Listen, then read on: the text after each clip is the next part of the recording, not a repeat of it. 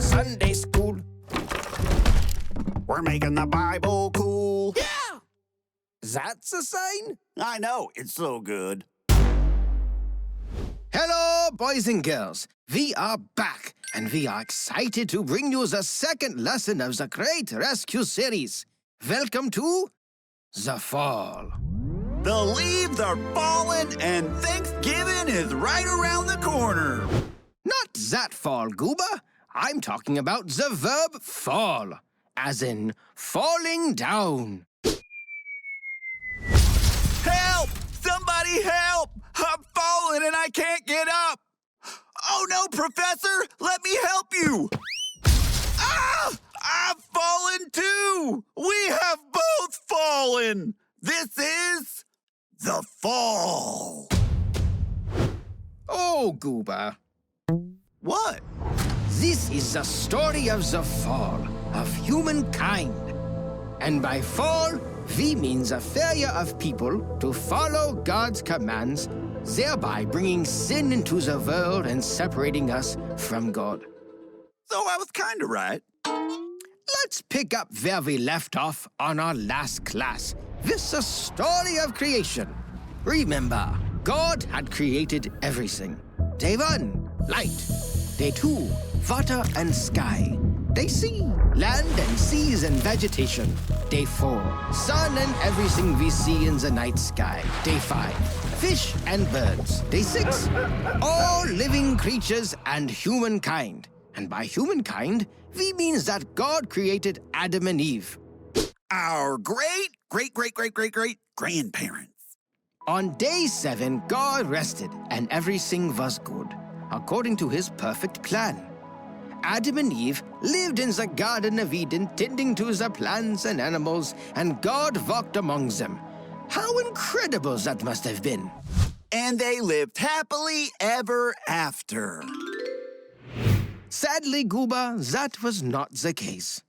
That is why this lesson is called The Fall.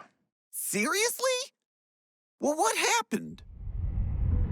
Well, Goober, as I said, Adam and Eve took care of the Garden of Eden and tended to the plants and animals living within it.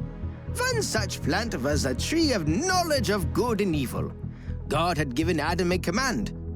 He told Adam, "You are free to eat from any tree in the garden, but you must not eat from the tree of knowledge of good and evil. For when you eat from it, you will certainly die." Pretty straightforward. Eat it, and you'll die. Hard pass for Goober. If only it was that simple, Goober.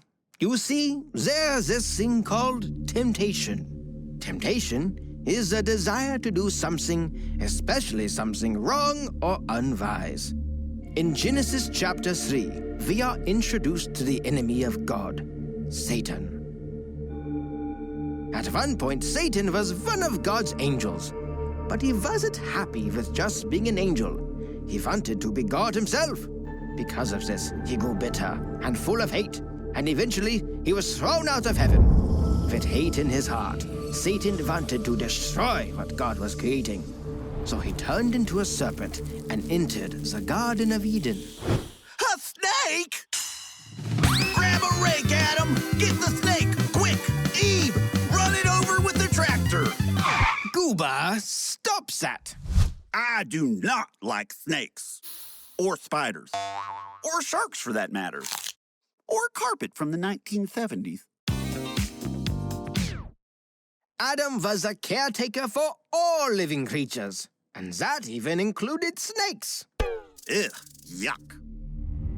Satan, as the serpent, approached Eve and said, "Did God really say you must not eat from any tree in the garden?" Eve said, "We can eat from any tree except one, the tree that is in the middle of the garden. We must not touch it, or we will die." Goober, do you know which tree this is? Yep, the tree of knowledge of good and evil. You eat, you die. Still a hard pass for me. Ah, but here comes the temptation, Goober. You see, Satan told Eve that she would not die if she ate from the tree, In fact, Satan told her that once she ate from the tree, her eyes would be opened and she would be like God, knowing good and evil. I don't know. I mean, I guess it's a little tempting. Let me put this into perspective for you, Goober, using things from today. We know that this tree was both good for food and pleasing to the eye. So, Goober, what's the very best thing you could eat? Ooh, waffle fries. Okay, so imagine a tree that grew potatoes. I don't like potatoes. Waffle fries are made from potatoes. This is make-believe. Potatoes don't even grow on trees. Gross. I don't want a potato tree.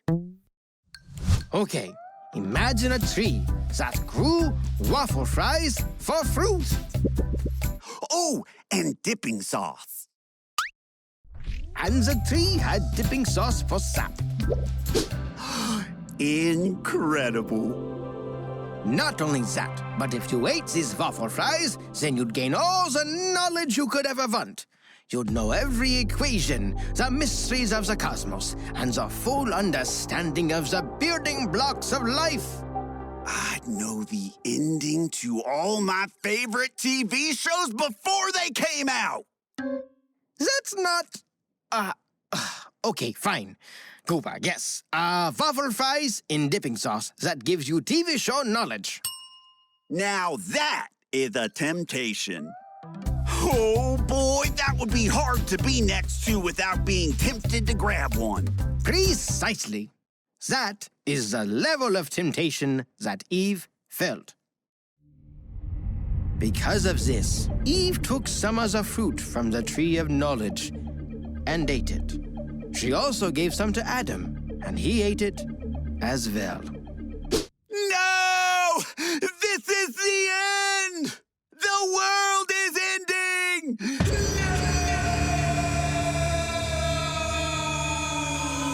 Goober! Goober! What?